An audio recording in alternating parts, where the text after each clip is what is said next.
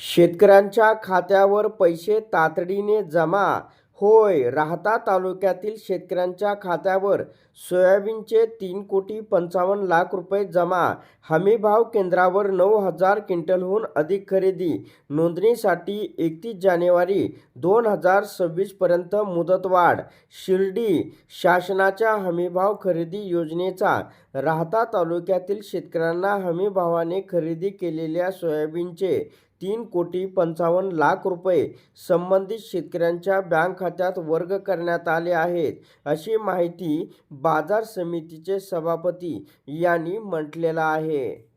तर शेतकरी बांधवांनो, जलसंपदा मंत्री तथा जिल्ह्याचे पालकमंत्री राधाकृष्ण विखे पाटील यांच्या पुढाकारातून साकुरी राहाता येथील बाजार समितीच्या गोदामात 12 डिसेंबरपासून शासकीय सोयाबीन खरेदी केंद्र सुरू करण्यात आले आहे. या केंद्रावर शेतकऱ्यांकडून 5,328 रुपये प्रति क्विंटल या हमीभावाने सोयाबीन खरेदी केले जात आहे.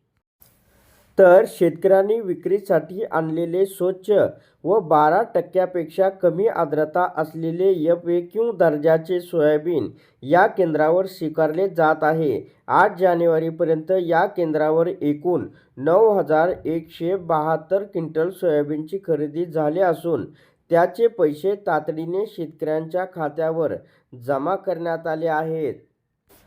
तर तालुक्यातील जास्तीत जास्त शेतकऱ्यांना या योजनेचा लाभ मिळावा यासाठी पालकमंत्र्यांनी शासनाकडे पाठपुरावा केला होता.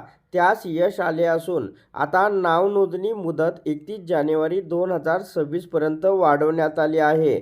आतापर्यंत 1,589 शेतकऱ्यांनी आपली नोंदणी केली आहे. तरी उर्वरित शेतकऱ्यांनी 31 जानेवारीच्या आत आपली नावनोंदणी करून घ्यावी आणि आपले सोयाबीन साकुरी येथील केंद्रावर विक्रीसाठी आणावे, असे आवाहन बाजार समितीचे सभापती यांच्याकडून करण्यात आलेले आहे.